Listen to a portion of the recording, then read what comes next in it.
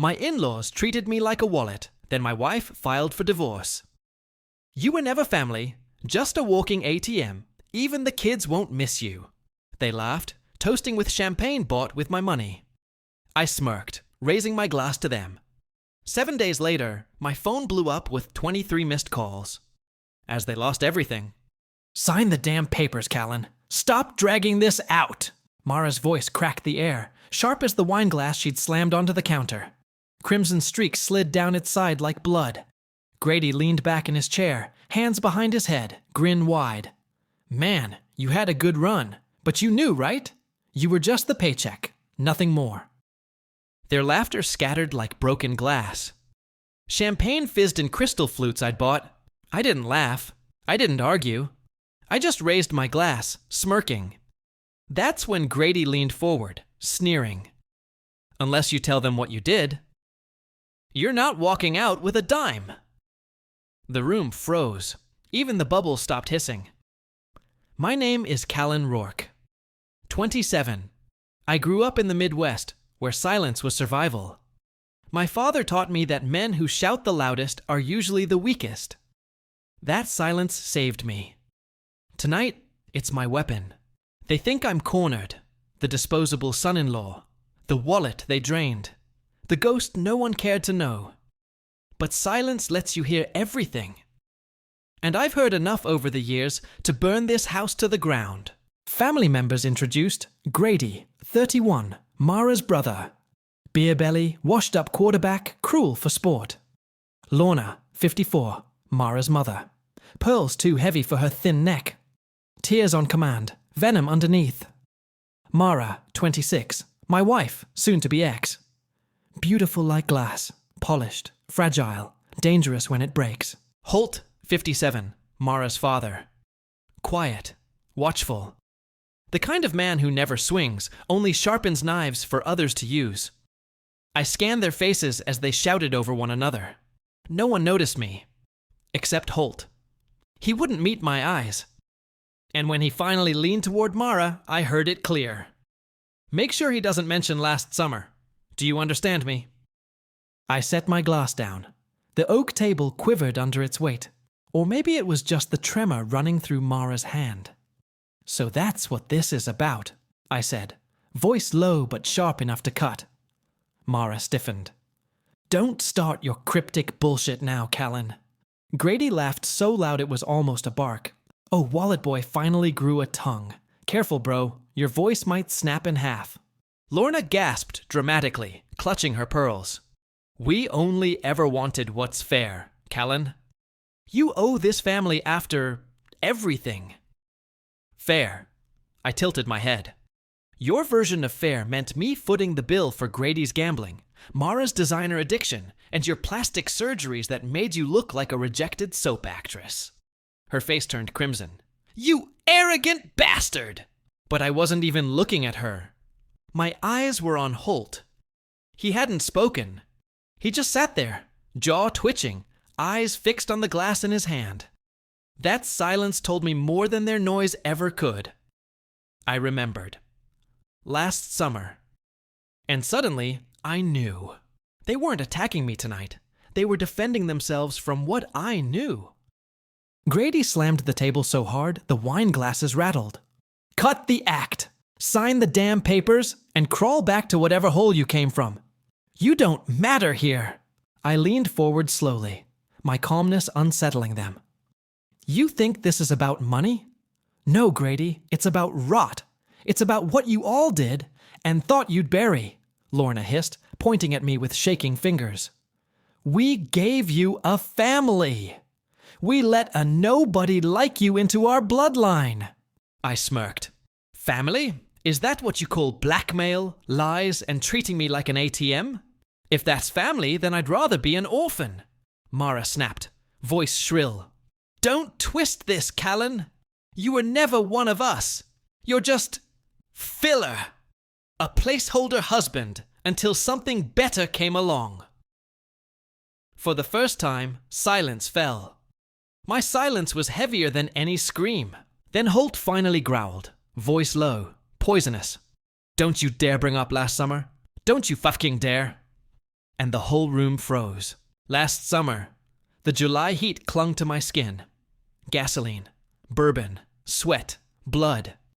I saw Holt's hands trembling as he shoved a fat envelope into mine. "You'll cover this. You hear me? You'll fix this or we're all finished." It was thousands, stacks of dirty bills that smelled like desperation. And then I saw it. His shirt streaked with drying blood. "Yo, a bar fight," he mumbled, but his voice wavered, like a kid lying about breaking a vase. I pressed him. "Whose blood is that, Holt?" He grabbed my collar. "You don't ask. You don't repeat this. You bury it. For the family." I buried it. I swallowed every secret this family stuffed down my throat. But that night, driving him home, headlights flickered across a dented bumper, smeared with more than just paint. And I knew. He hadn't fought in a bar. He had hit someone, and we both knew the bastard didn't survive. I pushed my chair back, the scrape echoing like thunder. "You want to talk about debts? Let's talk about what Holt owes me." Mara's eyes shot to her father. "Dad? What's he talking about?" Grady laughed nervously, too loud. "This is pathetic. Don't listen to him. He's just desperate." I didn't raise my voice. I didn't need to. "Last summer. The missing cash. The blood on your shirt. The smashed car hidden in the garage for weeks. I know who you hit, Holt, and I know you left him to die in the street like roadkill." The world cracked. Mara's wineglass slipped, spilling red across the rug like blood blooming on snow. Lorna staggered back, face white, shaking her head. Grady muttered a curse, eyes darting to Holt like he was searching for denial. But Holt didn't deny it. He just stared at me. Rage, fear, hatred. Because he knew. I wasn't bluffing. "Callan, stop!" Mara's scream tore the air, panic erasing her mask. Grady lunged across the table. "You lying son of a I'll—" I didn't move. I didn't flinch. My stillness made him hesitate. "I kept your father's secret to protect this family," I said coldly. "I let him bury a man with silence while I carried the weight. I gave you everything. My money, my loyalty, my efficing silence. Tonight, I give you the truth." Holt slammed his fist on the table. "You don't know what you're unleashing." "Oh, I do." I leaned closer, my voice deadly calm. "Because while you leeches drained me dry, I documented everything. Every transfer from my account, every cover-up, every bruised woman you left behind in your drunken rages, Holt. When this goes public, your empire is ash." The house shook with chaos. Lorna sobbed, mascara streaking. Grady cursed, fists clenched. Mara just stared at me, her mask gone, fear etched in her bones. And then, like a whisper carried on smoke, Lorna murmured, "He's telling the truth, isn't he?" I walked to the door, slowly, deliberately. My suitcase waited by the stairs, already packed, like I knew this was coming. Mara's heels clicked as she followed, voice breaking. "Callan, wait, we can fix this. Please, don't leave me like this." I stopped, turned. Her eyes weren't full of love. They were drowning in fear. Fear of losing the house, the credit cards, the illusion of power I'd built for her. "I'm not your wallet anymore," I said softly, finality in my tone. "And you'll never see me the same again." She reached for me, but her hand froze in the air. Because she knew. Touch wouldn't save her this time. For the first time in years, I felt it. Freedom. I drove. Their voices roared behind me. Shouts, accusations, Holt's fury cracking through the walls. The night air sliced against my skin, cold, purifying. My lungs expanded for the first time in years. I thought of everything I lost.